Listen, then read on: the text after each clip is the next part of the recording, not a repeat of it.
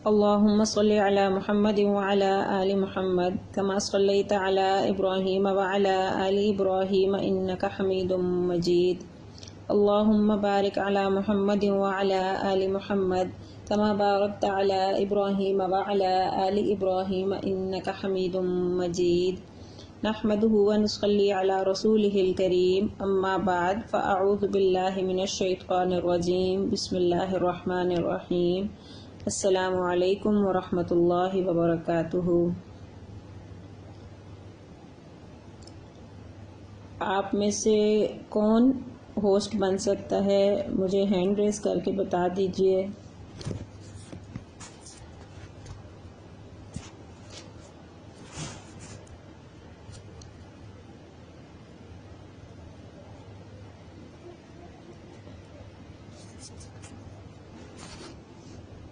آپ لوگوں کو میری آواز آ رہی ہے تو مجھے بتا دیجئے کہ آپ میں سے کس کا نیٹ اچھا چل رہا ہے، میں آپ کو ہوسٹ بنا دوں.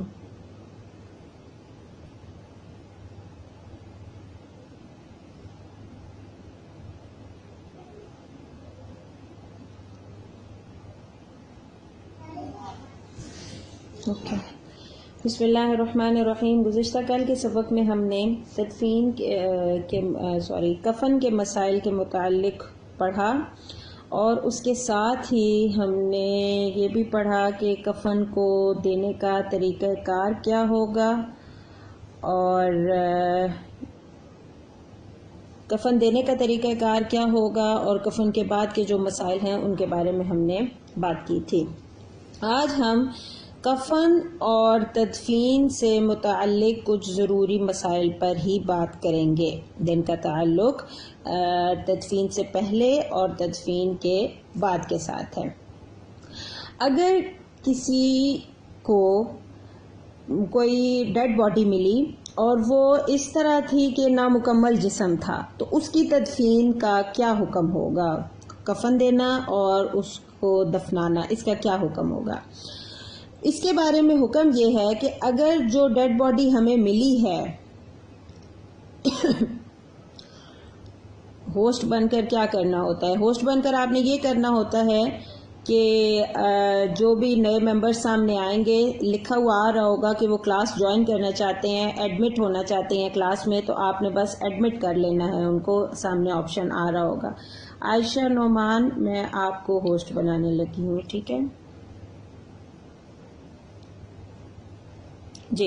بسم اللہ الرحمن الرحیم. میں بات کر رہی تھی کہ اگر کسی کو ایسی کوئی نامعلوم لاش ملتی ہے جو کہ نامکمل جسم ہے تو اس کی تدفین کا کیا حکم ہوگا. تو اس میں یہ ڈیٹیل ہے کہ دیکھا جائے گا کہ جو باڈی ہمیں ملی ہے وہ کوئی ایک باڈی پارٹ ہے یا آدھا جسم ہے، مطلب کس قسم کی صورتحال میں ہے وہ پہلے یہ دیکھا جائے گا، ٹھیک ہے نا.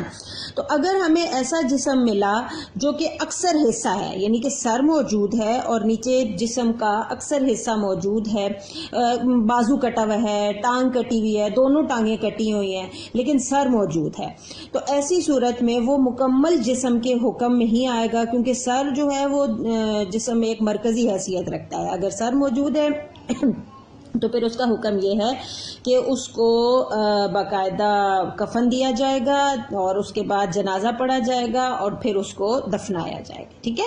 یعنی کہ اس کا حکم ایک عام جسم جیسا ہی ہے ہوگا.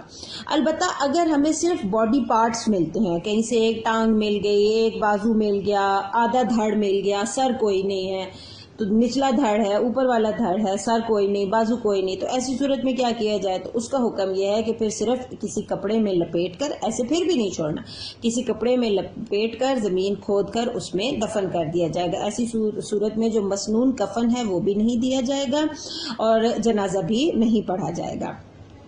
اچھا، اگر کسی کا انتقال احرام کی حالت میں ہو جاتا ہے تو ہم سب جانتے ہیں کہ حالت احرام میں جو پابندیاں ہوتی ہیں، چہرے کے ساتھ کپڑا نہیں لگنا چاہیے، بال نہیں ٹوٹنے چاہیے، خوشبو کا استعمال نہیں کرنا، ازدواجی تعلقات قائم نہیں کرنے.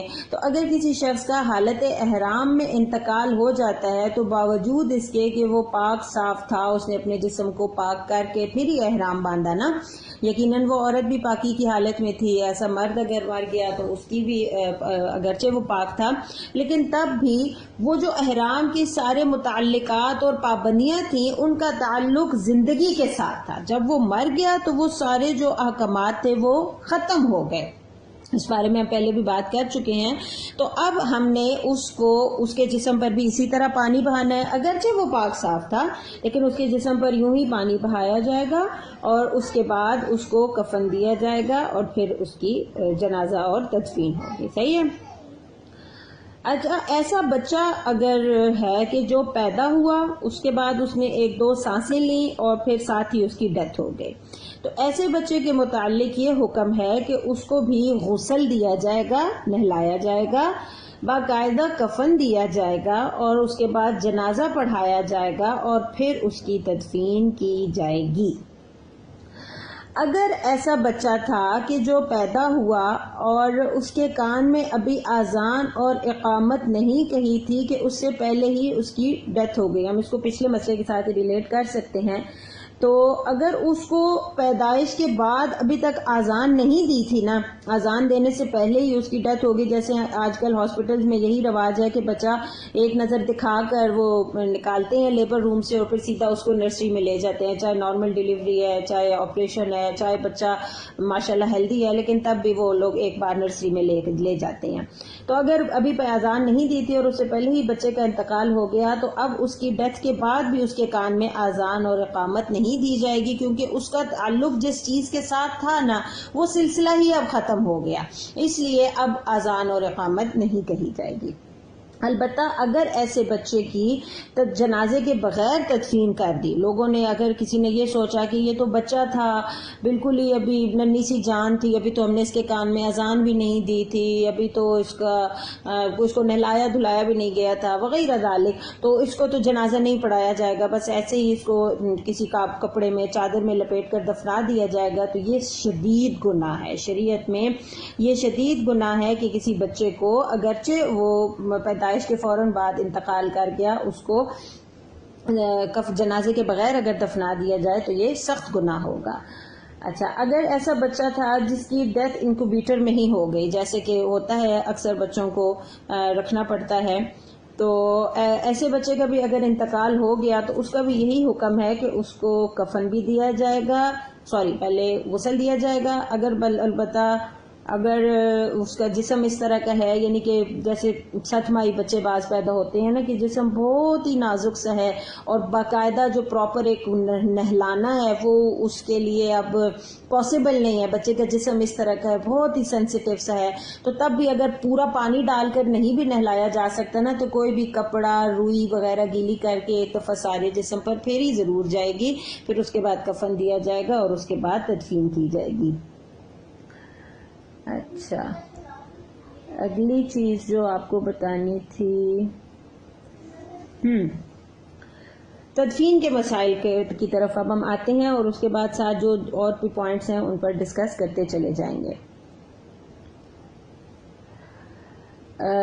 تدفین کے معنی، تجہیز و تکفین. عرف عام میں ہمیں جو لفظ سننے کو ملتا ہے وہ کیا ہوتا ہے؟ تجہیز و تکفین کے مسائل. جس وقت ہم نے بھی یہ کورس شروع کرنا تھا تو ہم نے اس کا جب نام ایک تجویز کرنا تھا تو پہلے یہی سوچا تھا کہ مسائل تجہیز و تکفین، لیکن پھر سوچا کہ یہ ذرا لوگوں کے لیے نسبتاً مشکل ہوگا جب ہم نے تعارف کروانا ہوتا ہے، تو اس لیے بہتر ہے کہ ہم کوئی آسان سا نام رکھیں. بہرحال تجہیز و تکفین کا مطلب یہ ہے، تجہیز کا مطلب ہوتا ہے تیاری کرنا، سامان ضرورت، اور تکفین کا مطلب ہوتا ہے کفن دینا.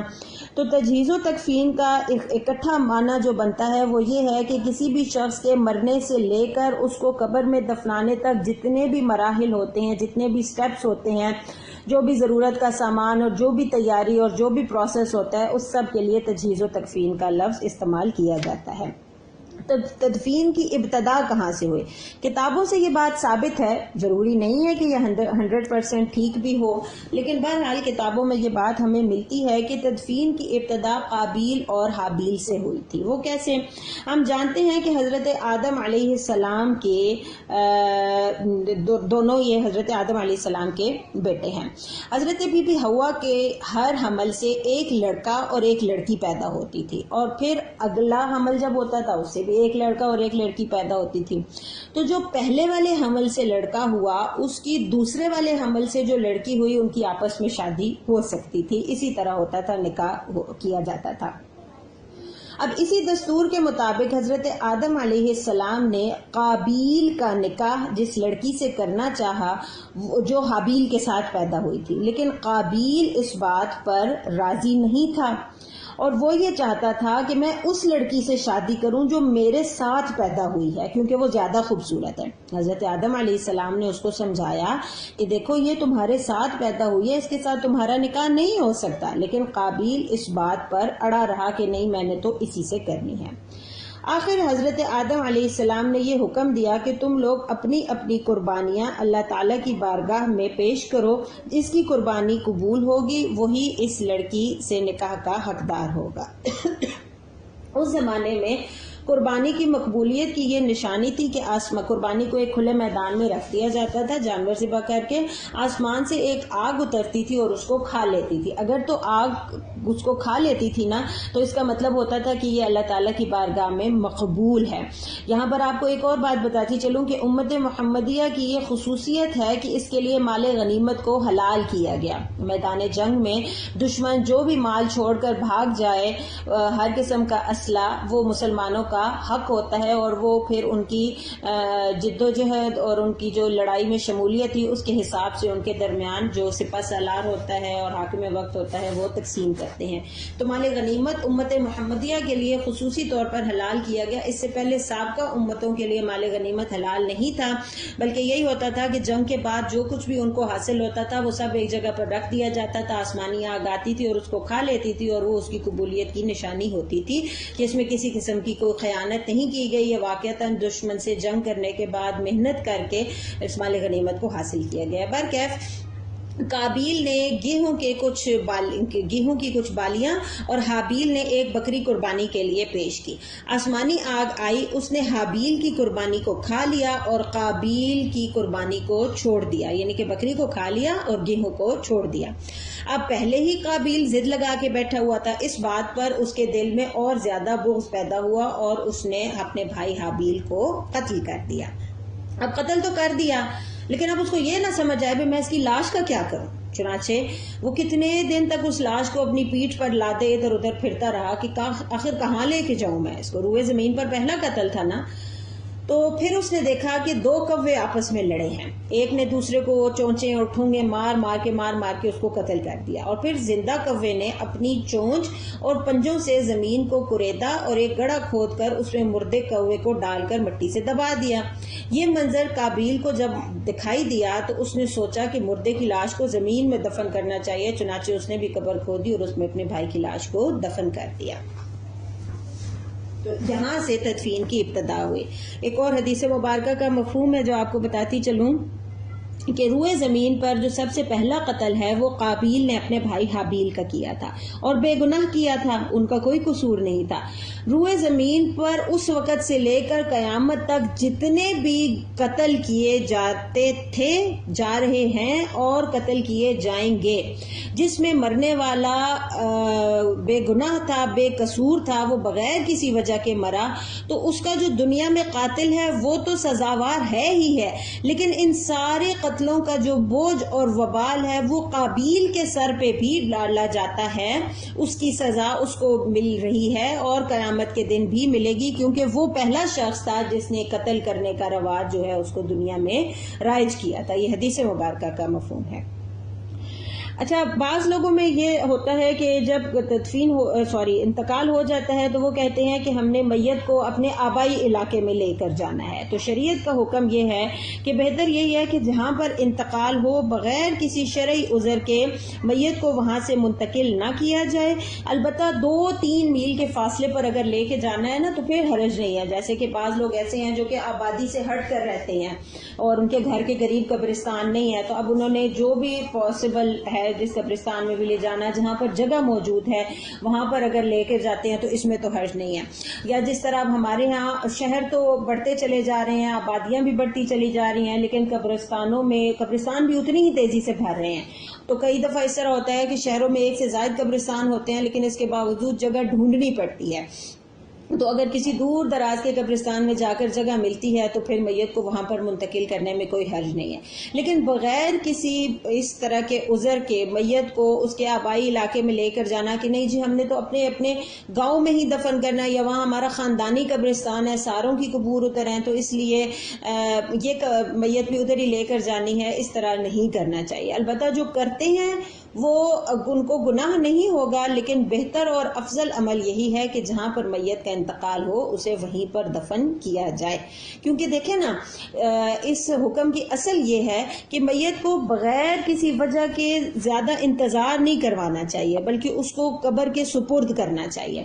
اب جب ہم میت کو دوسرے علاقے میں لے کر جائیں گے، سفر کریں گے، وقت لگے گا تو تدفین میں تاخیر ہوگی. یہی وجہ ہے کہ شریعت نے اس چیز کو ناپسند فرمایا ہے. دوسری چیز جو میں آپ کو بتاتی چلوں وہ یہ ہے کہ اگر کوئی شخص خودکشی کر کے مرتا ہے تو اس کی اگرچہ خودکشی کرنا بہت بڑا گناہ ہے، سخت شریعت نے اس کو ناپسند قرار دیا ہے. خودکشی کرنے والا حرام موت مرتا ہے. حدیث مبارکہ کا مفہوم ہے کہ جو شخص اپنے آپ کو کسی بھی طریقے سے خود مارتا ہے، خود قتل کرتا ہے یعنی کہ خودکشی، تو وہ جس طریقے سے اپنے آپ کو مارتا ہے نا، قیامت تک وہ اپنے آپ کو اسی طرح مارتا رہے گا. یہ اس کی سزا ہے. مثال کے طور پر کسی نے اونچی جگہ سے چھلانگ لگائی اور وہ مرا، تو اب وہ قیامت تک اس کو بار بار اس اونچائی پر چڑھایا جائے گا اور اس کو نیچے پھینکا جائے گا. ہر بار وہ اس تکلیف سے دوچار ہوگا. اسی طرح اگر خدا نخواستہ کسی نے زہر کھا لیا، کسی نے نس کاٹ لی، کسی نے کوئی پنکھے کے ساتھ لٹک گیا، کسی نے گولی مار لی خود کو، جو بھی طریقہ اختیار کیا، قیامت تک وہ بار بار اسی چیز کو دہراتا رہے گا. یہ اس کے لیے سزا ہے. تو بات یہ ہو رہی تھی کہ ایسا شخص جو خودکشی کر کے مرتا ہے، اگرچہ یہ بہت سخت گناہ ہے لیکن اس کے باوجود اس کی نماز جنازہ پڑھی جائے گی. اگر کسی علاقے میں کوئی لڑکی، کوئی لڑکا، خدا نخواستہ کوئی بھی بندہ ایسا ہے جو خودکشی کر کے مر گیا، تو محلے کے جو لوگ ہیں انہیں اس بات سے انکار نہیں کرنا چاہیے کہ ہم تو اس کا جنازہ نہیں پڑھیں گے، اس نے تو خودکشی کی ہے، یہ تو حرام موت مرا ہے. یا امام صاحب کو بھی جنازہ پڑھانے سے انکار نہیں کرنا چاہیے. ایسے شخص کا جنازہ پڑھا جائے گا، پڑھایا جائے گا.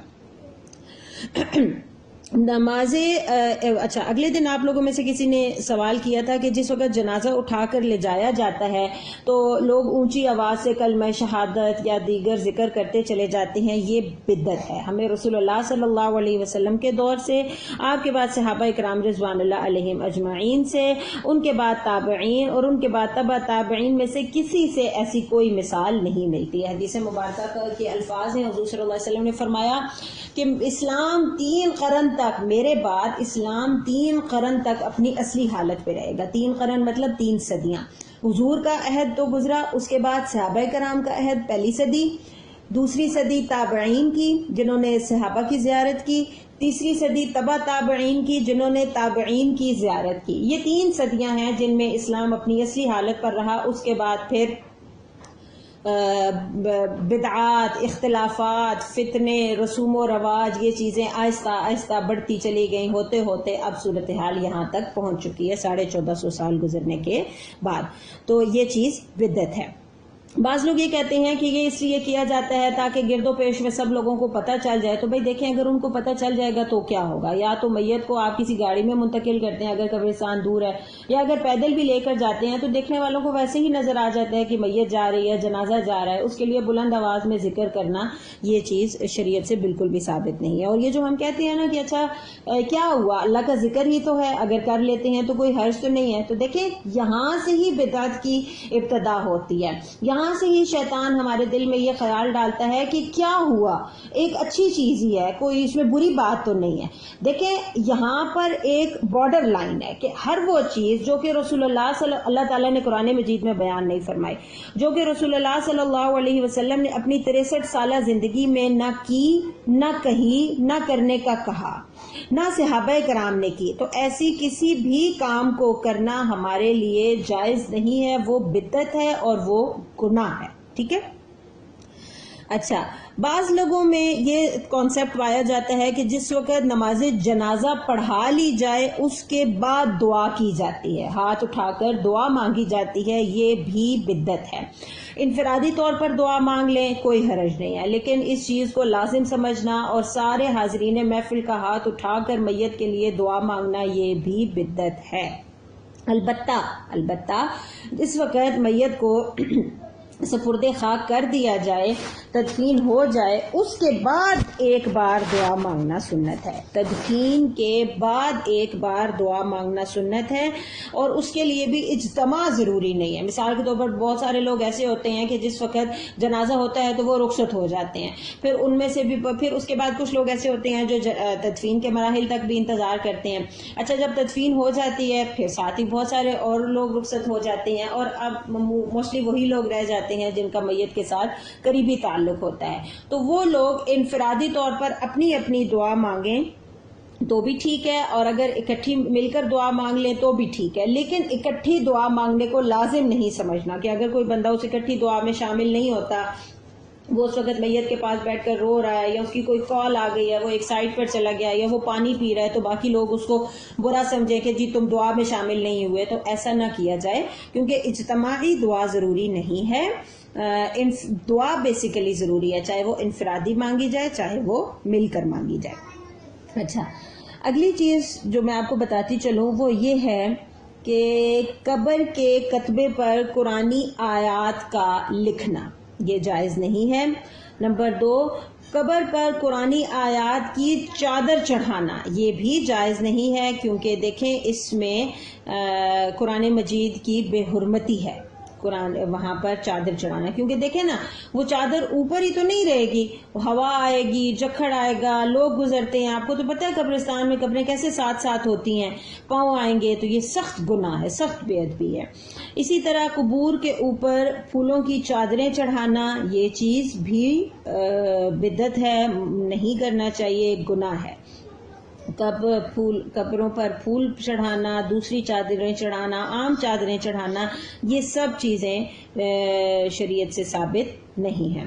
قبروں کو پختہ کرنا یہ بھی گناہ ہے، بالکل قبروں کو پختہ نہیں کرنا چاہیے، شریعت سے بالکل ثابت نہیں ہے، اس میں گناہ ہے. اچھا، اس کے علاوہ جی کفن کے اندر عہد نامہ رکھنا یہ بھی گناہ ہے، اس ممنوع ہے، کیونکہ اس میں جو بھی جتنے بھی یاد دیکھیں کیا ہوتا ہے ان کتابوں میں یا ان دعاؤں میں یا ان چادروں کے اوپر اللہ تعالیٰ کا ذکر ہوتا ہے، رسول اللہ صلی اللہ علیہ وسلم کا ذکر ہوتا ہے. تو ہم نے ایسا کوئی بھی کام نہیں کرنا میت کے ساتھ جس میں اللہ کے ذکر یا اللہ کے حبیب صلی اللہ علیہ وسلم کے ذکر کی توہین لازم آتی ہو. ٹھیک ہے نا؟ پھر چاہے وہ میت کے کفن کے اندر کچھ رکھنا ہو، چاہے قبر میں کچھ رکھنا ہو، چاہے قبر کے اوپر کچھ کروانا ہو. ٹھیک ہے نا؟ یہ سب چیزیں غلط ہیں. قبروں کے اوپر چادریں چڑھانا اور پھول چڑھانا رسول اللہ صلی اللہ علیہ وسلم اور بعد کے ادوار میں سے ہمیں ایسی کسی چیز کا کوئی ثبوت نہیں ملتا، لہٰذا اس کام کو اجر سمجھ کر کرنا بدعت ہے، اور اس میں اسراف اور فضول خرچی بھی لازم آتی ہے، کیونکہ اس کا کوئی مقصد نہیں ہے اور نہ ہی صاحب قبر کو اس چیز سے کوئی فائدہ حاصل ہوتا ہے. قبر کو پختہ کرنا حرام ہے. قبر کو پختہ کرنا صرف گناہ نہیں ہے، صرف غلط بات نہیں ہے، بلکہ حرام ہے. حدیث مبارکہ میں رسول اللہ صلی اللہ علیہ وسلم نے قبر کو پختہ کرنے، قبر کے اوپر کوئی چیز تعمیر کرنے اور ان پر بیٹھنے کی ممانعت فرمائی ہے. بخاری شریف، مسلم شریف، ترمذی شریف کی حدیث کے الفاظ ہیں جو میں آپ کو پڑھ کر سنا رہی ہوں. قبر کو پکا کرنا حرام ہے، قبر کو کچا ہی رکھنا چاہیے. اب البتہ یہاں پر اگر کسی کے ذہن میں یہ لازم آتا ہے کہ کئی دفعہ اس طرح ہوتا ہے کہ بارشیں ہوتی ہیں بہت زیادہ، تو قبروں کے اندر پانی جانے کا اندیشہ ہوتا ہے، مٹی نرم ہو جاتی ہے، پانی اندر جا سکتا ہے، یا پھر چونکہ قبرستان میں جگہ بہت تنگ ہوتی ہے، قبور بالکل ساتھ ساتھ ہوتی ہیں، تو کوئی نشانی رکھنے کے لیے کہ ہاں جی یہ ہمارے پیارے کی قبر ہے، تو اگر کوئی پتھر لگا دیا جائے تو اس کا کیا حکم ہے؟ تو اس کا حکم یہ ہے کہ یہ جو ہمارے ہاں قبر کے کتبے لکھوائے جاتے ہیں نا، بینا کاری کروائی جاتی ہے، اشعار لکھوائے جائیں گے، تاریخ پیدائش، تاریخ وفات، پھر وہ کس کی بیوی تھی، کس کس کی بیٹی تھی، کس کی زوجہ تھی، یہ جو چیز لکھی جاتی ہے، اور یہ ساری ڈیٹیل لکھنا جو ہے نا یہ ضروری نہیں ہے. البتہ اگر کوئی لکھ کر لگا دیتا ہے نشانی کے لیے تو اس میں حرج بھی نہیں ہے. اگر کسی نئے بندے نے قبرستان جانا ہے تو اسے قبر ڈھونڈنے میں آسانی ہوگی. اور اگر رہ گیا یہ مسئلہ کہ قبر کو پرومیننٹ کرنے کے لیے یا اس کو پانی سے بچانے کے لیے پھر یہ کیا جائے کہ قبر کی ساری سائڈز پر، چاروں سائڈز پر سادہ پتھر لگایا جائے، سادہ پتھر یا پھر بلاک لگایا جائے، یہ جائز ہے. ٹھیک ہے. لیکن آگ پر پکی ہوئی اینٹ لگانا یا کوئی بھی زیب و زینت والا پتھر، جیسے اب ہمارے یہاں ہوتا ہے نا ماربل اور ٹائلز، یہ سارے جو پتھر ہوتے ہیں یہ زیب و زینت والے پتھروں کے زمرے میں آتے ہیں. عائشہ صبا آپ ہی کمائی کون ہے بند کرنے پلیز. یہ سارے جو پتھر ہوتے ہیں یہ آرائشی پتھر ہوتے ہیں اور ان کی یہ لگانا جو ہے یہ گناہ ہے، حرام ہے. سادہ پتھر اگر لگا دیا جائے، بے شک آپ ساری سائڈز پر لگا دیں، اس میں حرج نہیں ہوگا. اچھا، پھر ایک اور رواج بھی ہے کہ امانتاً تدفین کر دی جاتی ہے. مثال کے طور پر جیسے ہم نے شروع میں پڑھا نا کہ ایک ڈیڈ باڈی ملی جو کہ نامکمل جسم تھا، کوئی اس کو جانتا بھی نہیں تھا، لا وارث، نامعلوم لاش. تو بعض دفعہ کیا کرتے ہیں لوگ کہ امانتاً دفن کر دیتے ہیں کہ جب اس کا کوئی والی وارث مل جائے گا تو پھر اس کو ان کے حوالے کر دیا جائے گا. تو یہ امانتاً تدفین کرنا ناجائز ہے. جب ایک بار تدفین ہو گئی سو ہو گئی. فار ایگزامپل پولیس کو ہی ڈیڈ باڈی ملتی ہے اور وہ ضروری کارروائی کرنے کے بعد سرد خانے میں نہیں رکھواتی بلکہ اس کو تدفین کروا دیتی ہے، تو اس کو ہمارے ہاں امانتاً تدفین کا نام دیا جاتا ہے. لیکن شریعت یہ کہتی ہے کہ بس اب ایک بار تدفین ہو گئی سو ہو گئی. اب بعد میں اگر اس کے ورثاء آ بھی جاتے ہیں تو تب بھی بس ان کو یہ بتا دیا جائے کہ ہاں بھائی فلاں جگہ پر قبر موجود ہے، لیکن وہاں سے دوبارہ سے قبر کو کھودنا، ڈیڈ باڈی کو نکالنا، کسی اور جگہ منتقل کرنا، یہ چیز شریعت میں ناجائز ہے. اسی طرح قبر کشائی کی جاتی ہے. بس اوقات اس طرح ہوتا ہے کہ قبر کسی کی ڈیتھ ہوئی، تدفین بھی ہو گئی، پھر بعد میں ان کو شکوک و شبہات ہوئے کہ جی ایسے ہوئی تھا، ویسے ہوا تھا، یہ طبعی موت نہیں تھی، یہ مرڈر کیس تھا، یا یہ خودکشی تھی، یا وغیرہ وغیرہ. تو اس لیے ہم چاہتے ہیں کہ قبر کو کھودا جائے اور میت کو نکال کر پوسٹ مارٹم کیا جائے. تو یہ چیز بھی شرعاً ناجائز ہے، ایسا نہیں کرنا چاہیے. مثال کے طور پر میں آپ کو بتاؤں کہ کراچی جامعہ علوم الاسلامیہ بنوری ٹاؤن کا ایک فتویٰ میں نے اس حوالے سے دیکھا تھوڑی دیر پہلے. اس میں لکھا ہوا تھا کہ ایک خاتون نے یہی سوال کیا تھا کہ میرا بیٹا جو تھا وہ اسپیشل چائلڈ تھا، بول بھی نہیں سکتا تھا، سن بھی نہیں سکتا تھا، اور اس کی ڈیتھ اس حالت میں ہوئی کہ اس نے اپنے آپ کو پنکھے کے ساتھ لٹکا لیا تھا، یعنی کہ گلا گھٹنے سے اس کی ڈیتھ ہوئی. تو اب اس کی والدہ کا یہ خیال تھا کہ بھئی شاید جو اس کی ڈیتھ ہوئی ہے وہ مطلب اس نے خود کو نہیں مارا، خودکشی نہیں کی، بلکہ اس کا کسی نے مرڈر کیا ہے. تو اس لیے ان خاتون نے یہ مسئلہ پوچھا کہ میں اپنے چاہتی ہوں کہ انویسٹیگیشن ہو، قبر کو نکالا جائے، پوسٹ مارٹم کیا جائے. تو اس پر بھی مفتیان کرام نے ان کو یہی جواب دیا تھا کہ اس طرح کرنا جائز نہیں ہے. کیوں جائز نہیں ہے؟ ہمارے ہاں تو ایسا سمجھا جاتا ہے نا کہ جس وقت ایک دفعہ بندہ مر گیا سو بس مر گیا. حالانکہ بیسیکلی موت کیا ہوتی ہے؟ موت زندگی کا اختتام نہیں ہوتا، بلکہ موت ایک جہان سے دوسرے جہان میں ٹرانسفر ہو جانا ہوتا ہے. جس طرح ہم لوگ ہجرت کر کے ایک شہر سے دوسرے شہر، ایک ملک سے دوسرے ملک چلے جاتے ہیں، اسی طرح موت بھی بیسیکلی ایک ہجرت ہے جس میں ہمارا یہ جو جسم ہے مٹی کا بنا ہوا جس سے ہم اس دنیا میں چل پھر رہے ہیں، یہ دوسرے جہان میں چلا جاتا ہے، یہاں سے ان لوگوں کی نظروں سے اوجھل ہو جاتا ہے، لیکن اس کے جسم اور اس کی روح کا ایک کنیکشن باقی رہتا ہے. کیونکہ اگر یہ کنیکشن ختم ہو جائے تو پھر مجھے بتائیے کہ جیسے میں نے ابھی آپ کو ایک حدیث شریف بتائی کہ خودکشی کرنے والے کو قیامت تک وہی سزا بار بار بار بار ملتی رہے گی. اور ہم نے اس کے علاوہ متعدد ایسی احادیث مبارکہ بھی پڑھی ہیں کہ قبر کے اندر عذاب ہوتا ہے. ہمیں یہ بھی پتہ ہے کہ جی قبر میں جس بندے کے اچھے معاملات ہوتے ہیں اس کے لیے جنت کی کھڑکی کھول دی جاتی ہے، وہ بڑے آرام سکون سے ہوتا ہے. ہم میں سے بہت سے ایسے ہیں جنہوں نے اپنے پیاروں کو دنیا سے جانے کے بعد خواب میں بھی دیکھا ہے اچھی حالت میں. تو پھر وہ چیز کیسے ہوتی ہے؟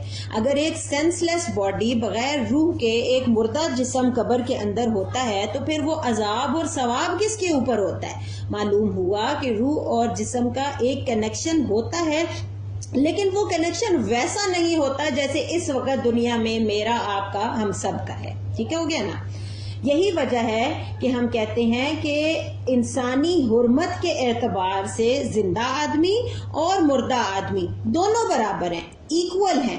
یہی وجہ ہے کہ جب اس کو غسل دینا ہے، جب اس کو کفن پہنانا ہے، جب اس کا جنازہ اٹھا کر قبرستان لے کر جانا ہے، ان سارے معاملات میں ہم نے بہت آہستگی کا، عزت کا اور احترام والا معاملہ کرنا ہے۔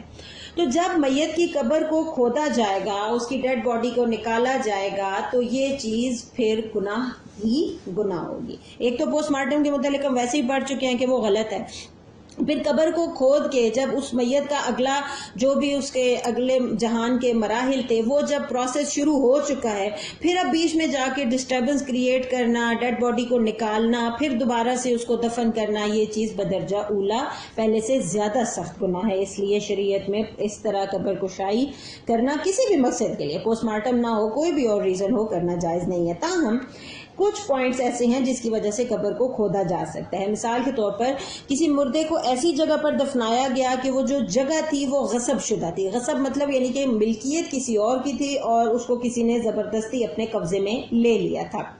ایک آدمی ہے، اس نے اس جگہ پر قبضہ کر لیا ہے زبردستی۔ اب جب اس کو قبضہ واپس مل گیا ہے تو اب وہ چاہتا ہے کہ یہاں سے جو بھی قبریں موجود ہیں ان کو کھودا جائے اور ان میں سے اپنی میتوں کو نکالا جائے، مجھے یہاں پر قبرستان نہیں بنانا، میں نے اس جگہ کو کسی اور مقصد میں استعمال کرنا ہے۔ تو ایسی صورت میں پھر اگر وہ نہیں مانتا تو پھر قبر کو کھود کر وہاں سے مردوں کو نکال کر منتقل کیا جا سکتا ہے۔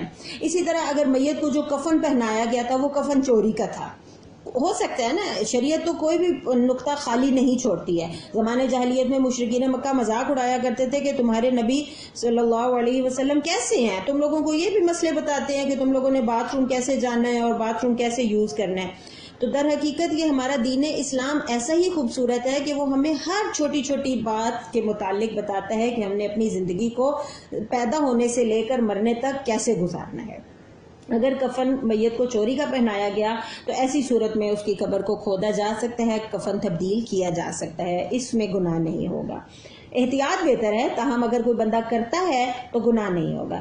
تیسری چیز یہ ہے کہ تدفین کے پروسیس کے دوران کسی آدمی کا کوئی بٹوا، کوئی پرس، کوئی بھی اور چیز، قیمتی چیز اندر گر گئی ہے اور اب وہ کہتا ہے کہ نہیں نہیں نہیں، میرا تو اس چیز کے بغیر گزارا نہیں ہے، مجھے تو اپنی وہ چیز چاہیے ہی چاہیے، وہ باز ہی نہیں آ رہا اس چیز کو لیے بغیر، تو ایسی صورت میں پھر قبر کو کھودا جائے گا اور اس کی وہ چیز نکال کر اس کے حوالے کر دی جائے گی۔ ایک اور ضروری چیز ہے قبرستان پر بلڈوزر چلانا، جیسے کہ ہمیں سعودی عرب کے بارے میں یہ سننے میں آتا ہے، میرے پاس کوئی پروف تو نہیں ہے لیکن سنا ایسے ہی ہے لوگوں سے کہ جب بہت وقت گزر جاتا ہے تو وہ لوگ ان قبریں، کیونکہ ان کے یہاں بھی قبور کو پکا تو نہیں کیا جاتا، بالکل کچی ہوتی ہیں، تو بلڈوزر پھیر دیتے ہیں تاکہ مزید قبروں کی جگہ بن سکے۔ تو احناف، اہل سنت والجماعت احناف کا یہ فرمانا ہے، ہمارے فقہائے کرام کا، کہ قبرستان پر بلڈوزر چلانا جائز نہیں ہے، کیونکہ وہی بات ہے کہ اس میں میت کی بے حرمتی، قبور کی بے ادبی لازم آتی ہے۔ اگر تو قبور اتنی پرانی ہو چکی ہیں کہ ہمیں یہ یقین ہے، کنفرم ہے کہ اب تک اندر جسم جو ہے وہ مٹی میں مل چکا ہے اور صرف چند ہڈیاں باقی ہیں، یا جب بہت ٹائم گزر جاتا ہے تو ہڈیاں بھی گل سڑ جاتی ہیں، تو اگر تو ایسی بات ہے نا تو پھر کھدائی کی جا سکتی ہے، اور اگر کچھ کھدائی کے دوران کچھ ہڈیاں ملیں تو پھر ان کو کسی اور کپڑے میں لپیٹ کر کسی دوسری جگہ پر دفن کر دیا جائے، اور اگر کچھ نہیں ملتا تو پھر تو ٹھیک ہے، مسئلہ ہی کوئی نہیں ہے۔ البتہ اگر کھدائی کی جاتی ہے اور اس میں ہڈیوں کے ساتھ ساتھ کچھ جسم بھی ملتا ہے، یعنی کہ ابھی ہڈیوں کا پنجر موجود ہے یا اس کے اوپر کچھ ابھی جسم، کھال، گوشت وغیرہ موجود ہے، بہت زیادہ وقت نہیں گزرا، تو پھر ایسی صورت میں تو قبر کو کھودنا یا اس کے اوپر بلڈوزر چلانا یا وہاں سے ڈیڈ باڈی کو نکال کر کسی دوسری جگہ پر ٹرانسفر کرنا، یہ ساری چیزیں ناجائز ہوں گی۔ ایک اور اہم مسئلہ آپ کو بتاتی چلوں، خواتین کے قبرستان جانے سے متعلق آپ میں سے کسی نے سوال بھی کیا تھا کہ جب ہمارے گھر میں ہمارے کسی قریبی پیارے کا انتقال ہو جاتا ہے تو صدمے کی شدت ہوتی ہے، اور خواتین جو ہے وہ بس بہت ساری جگہوں پر جنازے کے ساتھ یا بعد میں قبور پر جاتی بھی ہیں۔ تو اس کے متعلق میں آپ کو بتاتی چلوں کہ ہمارے پاس دو طرح کی احادیث موجود ہیں۔ ایک طرح کی احادیث وہ ہیں کہ جن میں رسول اللہ صلی اللہ علیہ وسلم سے خواتین کا قبرستان میں جانے کی اجازت ثابت ہے، اور دوسری طرح کی احادیث وہ ہیں جن میں ممانعت موجود ہے۔ اب ہمارے نزدیک تو دونوں احادیث کی ایک جیسی ہی اہمیت ہے اور عمل بھی ہم نے کرنا ہے، تو اس لیے علماء کرام یہ فرماتے ہیں کہ اگر کوئی خاتون اپنے کسی محرم مرد کے ساتھ پردے کی حالت میں، پاکی کی حالت میں قبرستان جاتی ہیں اور وہاں جا کر خلاف شریعت کوئی کام نہیں کیا جاتا، اونچی آواز میں رونا، بینڈ ڈالنا، تو اس میں حرج نہیں ہے، کبھی کبھار جایا جا سکتا ہے، تاہم نہ جانا ہی بہتر ہے۔ البتہ اگر کوئی قبر ایسی ہے کہ اس کو لک آفٹر کرنے والا کوئی مرد گھر میں موجود نہیں ہے، تو پھر ایسی صورت میں بارشوں کا موسم ہے یا 4-6 مہینے کے بعد ایک بار جا کر دیکھ آنا کہ قبر اپنی صحیح حالت میں موجود ہے، کوئی مسئلہ مسائل تو نہیں ہے، وہاں جا کر پانی چھڑک دینا، ذرا مٹی کو تازہ کر دینا، کیونکہ جن قبور پر بہت لمبے عرصے تک کوئی نہیں جاتا نا، وہاں پر جب وہ مٹی ہوتی ہے وہ بہت زیادہ ڈرائی ہو جاتی ہے، ایسے وہ مٹی اکٹھی ہو جاتی ہے، سخت جم جاتی ہے اور ٹھیکریاں سی بن جاتی ہیں، تو اس لیے وقتاً فوقتاً جانا، وہاں پر پانی کا چھڑکاؤ کرتے رہنا تاکہ مٹی ہموار رہے، برابر رہے، اس میں حرج نہیں ہے۔ وہاں جائیں، جا کر سورہ یاسین پڑھیں، سورہ فاتحہ پڑھیں، 3 بار سورۃ الاخلاص پڑھی جائے، صاحب قبر کے لیے دعا مانگی جائے، اس کی بخشش کے لیے، اس کا ثواب پڑھ کر ان کو بخشا جائے، اس میں کوئی شرعاً قباحت نہیں ہے۔ تاہم وہ دن، وہ موقع جس وقت میت ابھی گھر سے رخصت ہوئی ہے، وہ ایسا وقت ہوتا ہے کہ جس میں شدید قسم کا صدمہ ہوتا ہے، تو بیوہ کے لیے تو نکلنا جائز ہی نہیں ہے کیونکہ اس کی تو عدت شروع ہو چکی ہے۔ رہ گئیں بیٹیاں یا والدہ، تو ان کے اوپر بھی غم کی جو کیفیت طاری ہوتی ہے، اس میں بہتر یہی ہے کہ اس موقع پر اس وقت قبرستان نہ جایا جائے، کیونکہ جو شریعت کی لگائی ہوئی پابندیاں ہیں نا، ممکن ہے کہ ان میں سے کوئی پابندی کی خلاف ورزی ہم لوگ کر بیٹھیں اور پھر خدا نخواستہ کوئی گناہ لازم نہ آ جائے۔ اس لیے گھر بیٹھ کر اپنے غم کو ہلکا کیا جائے۔ الحمدللہ ہمارے معاشرے میں ابھی بھائی چارہ، ایک دوسرے کا خیال رکھنا، خبر گیری، یہ سارے عوامل موجود ہیں۔ بہت سارے حلقہ احباب ایسا ہوتا ہے، وہ تمام لوگ جنہوں نے ساری زندگی منہ بھی نہیں دیکھا ہوتا، ایسے موقع پر وہ بھی آ جاتے ہیں ہمارے غم میں شامل ہونے کے لیے، تو گھر بیٹھ کر ہی غم کو ہلکا کرنے کی کوشش کی جائے۔ اسی طرح جو مزارات پر عرس منائے جاتے ہیں سالانہ اور دیگیں چڑھائی جاتی ہے، لوگ باقاعدہ اپنے پیسے وہاں پر دیتے ہیں کہ جی ہمارے پیسوں سے یہ دیگ دے دی جائے، یہ ساری چیزیں بدعت ہیں، گناہ ہیں۔ دیکھیں صاحب قبر اپنی زندگی بہت اچھی گزار گئے، وہ سب حضرات اللہ تعالیٰ کے ولی اور نیک بزرگ گزرے ہیں، یہ بعد کے لوگوں کے افعال ہیں، شرکیہ اعمال ہیں کہ جنہوں نے ان کی قبور کو نہ صرف پختہ کیا بلکہ اس پر باقاعدہ مزار بنایا، اگربتیاں جلائیں، قرآن خوانیاں شروع کروائیں، پھر قوالیاں شروع کروائیں، اور پھر وہ ہوتے ہوتے ہمارے سامنے موجود ہیں مختلف شہروں میں جو مزارات ہیں۔ ان بزرگوں کے اپنے تبرکات ہیں، ان کے اپنے فضائل ہیں، ان کا اپنا فیض ہے، لیکن وہاں پر جو مزارات پر جو معاملات ہوتے ہیں نا، وہ سراسر شرک ہے۔ اس لیے ایسی جگہوں پر جانے سے فی زمانہ اوائڈ کرنا ہی بہتر ہے، کیا مردوں کے لیے اور کیا عورتوں کے لیے۔ جیسے کہ ابھی میں نے آپ کو مسئلہ بتایا نا خواتین کے قبرستان جانے کا، تو جب عام قبرستان میں عام قبور پر خواتین کا جانا مناسب نہیں ہے، تو ایسی جگہوں پر جانا تو بدرجہ اولا ممنوع ہے۔ ابھی ہمارے ایصال ثواب اور تعزیت کے مسائل باقی ہیں اور 2 دن کی کلاس بھی باقی ہے، انشاءاللہ العزیز بقیہ مسائل کے بارے میں کل اور پرسوں بات کریں گے۔ آپ کے اگر کوئی سوالات ہوں تو آپ ان کو گروپ میں شیئر کر دیجئے۔ آج کے لیے بس اتنا ہی، وآخر الدعوانا ان الحمدللہ رب العالمین۔ اللہ تعالیٰ سے دعا ہے کہ ہم نے جو کچھ پڑھا اسے یاد رکھنے کی اور اس پر عمل کرنے کی، اصل چیز ہے عمل کرنے کی توفیق عطا فرمائے۔ السلام علیکم ورحمۃ اللہ وبرکاتہ۔